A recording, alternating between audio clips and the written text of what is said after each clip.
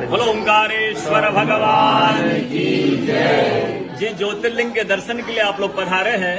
ये राम से 14 पीढ़ी पूर्व मांधाता राजा हुए हैं। शिव पुराण में उल्लेख है, जिन्होंने मां से ने पिता से जन्म लिया था। उनकी तपस्या से ये शिवलिंग प्रकट में स्थापित लिंग नहीं है।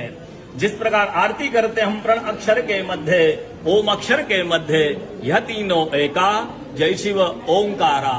एक ही शिवलिंग में ब्रह्मा विष्णु महेश निराकार धरती से प्रकट हुए हैं। इसलिए अखंड दीप जो जल रहा प्राचीन समय से, एक ही दीपक में 3 बातियां लगातार जल रही है, ब्रह्मा विष्णु महेश की। इस पहाड़ी के ऊपर 7 किलोमीटर का परिक्रमा मार्ग है, वो भी ओम आकृति में है। जो पर्वत पे हम प्रभु के दर्शनों के लिए खड़े हैं, यह पर्वत स्वयं शिवलिंग की आकृति में है। चारों तरफ नर्मदा मैया जलहरी बनकर बह रही है। पूरे 12 ज्योतिर्लिंग में शयन आरती होती है, लेकिन बाबा का विश्राम ओंकारेश्वर ज्योतिर्लिंग में है, तो उनके शयन के लिए झूला पलना चौपड़ पास से बिछाए जाते हैं।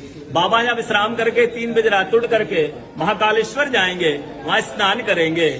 इसलिए वहाँ का भस्म आरती प्रसिद्ध है, यहाँ का शयन आरती प्रसिद्ध है। शिव पुराण में भी कथा आती है, महिलाएं 16 सोमवार व्रत करती है, उसमें भी कथा आती है। क्या कथा आती है? प्रतिदिन भोलेनाथ आते हैं, माँ के साथ विश्राम करके सुबह ब्रह्म मुहूर्त में उठकर चले जाते हैं।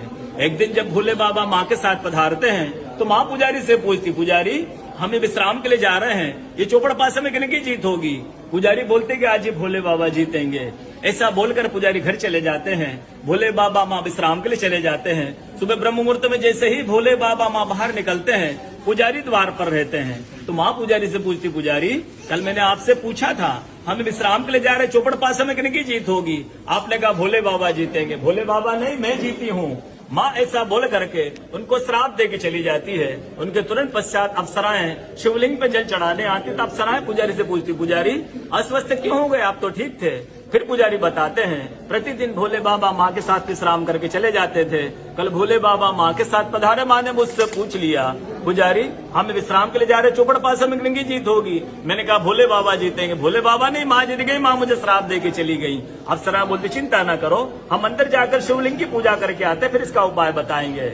अप्सराएं अंदर जाकर के शिवलिंग की पूजा करके बाहर आकर बोलती, पुजारी आप 16 सोमवार व्रत कीजिएगा, व्रत करते स्वस्थ हो जाएंगे, व्रत करते ठीक हो जाएंगे। ये वो कथा का दर्शन ओंकारेश्वर ज्योतिर्लिंग में प्रतिदिन होता है। बोलो ओंकारेश्वर भगवान।